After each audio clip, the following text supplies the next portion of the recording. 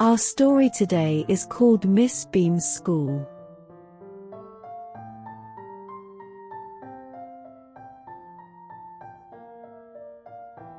I had heard a great deal about Miss Beam's school, but not till last week did the chance come to visit it. When I arrived, there was no one in sight but a girl of about 12. Her eyes were covered with a bandage and she was being led carefully between the flower beds by a little boy who was about 4 years younger. She stopped and it looked like she asked him who had come. He seemed to be describing me to her. Then they passed on.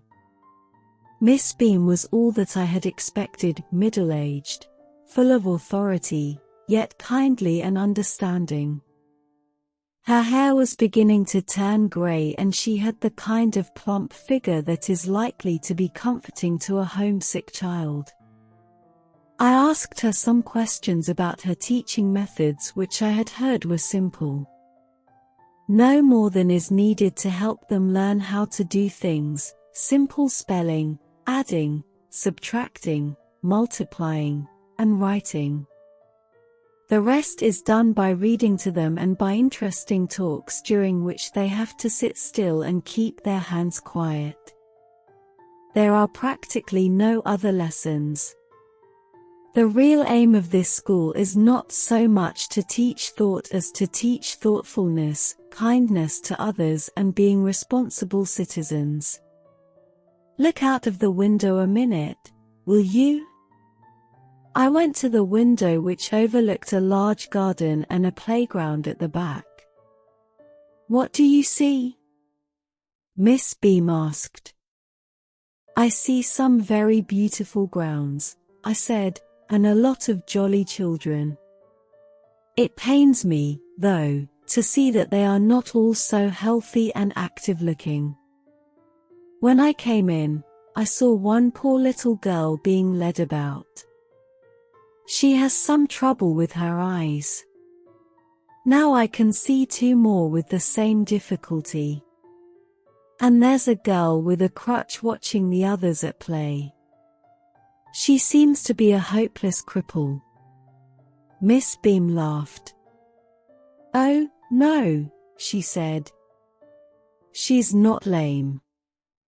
This is only her lame day. The others are not blind either. It is only their blind day. I must have looked very surprised, for she laughed again. This is a vital part of our system.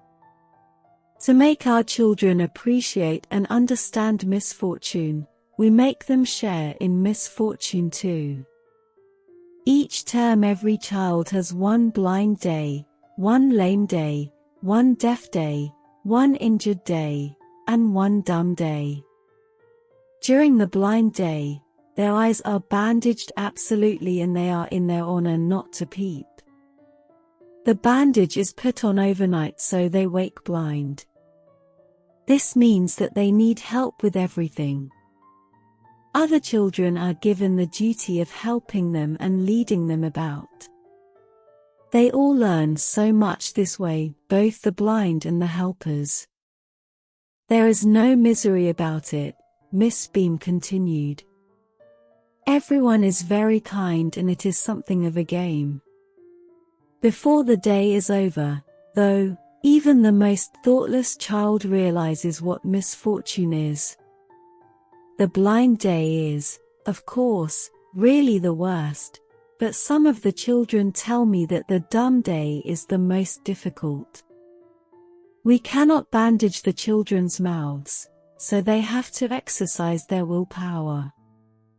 Come into the garden and see for yourself how the children feel about it. Miss Beam led me to one of the bandaged girls. Here's a gentleman come to talk to you, said Miss Beam and left us. Don't you ever peep? I asked the girl. Oh, no, she exclaimed.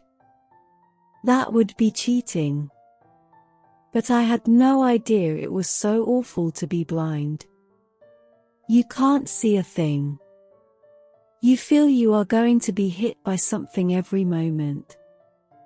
It's such a relief just to sit down. Are your helpers kind to you? I asked. Fairly. But they are not as careful as I shall be when it is my turn. Those who have been blind already are the best helpers. It's perfectly dreadful not to see. I wish you'd try. Shall I lead you anywhere?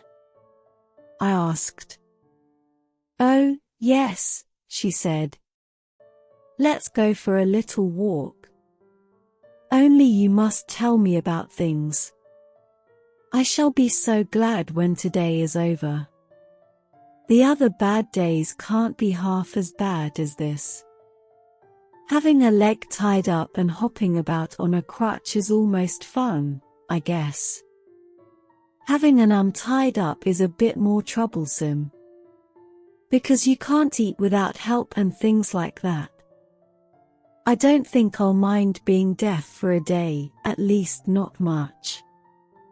But being blind is so frightening. My head aches all the time just from worrying that I'll get hurt. Where are we now? In the playground, I said. We're walking towards the house. Miss Beam is walking up and down the garden with a tall girl. What is the girl wearing? My little friend asked in Miss Beam's school. A blue cotton skirt and a pink blouse. I think it's Millie, she said. What color is her hair? Very light, I said. Yes, that's Millie. She's the head girl. There's an old man tying up roses, I said. Yes, that's Peter. He's the gardener. He's hundreds of years old. And here comes a girl with curly red hair. She's on crutches. That's Anita, she said. And so we walked on. Gradually I discovered that I was 10 times more thoughtful than I ever thought I could be.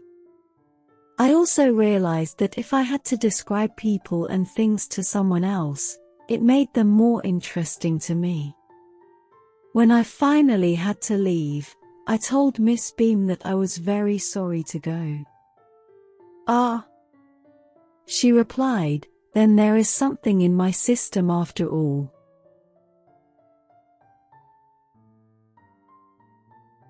Thank you for watching.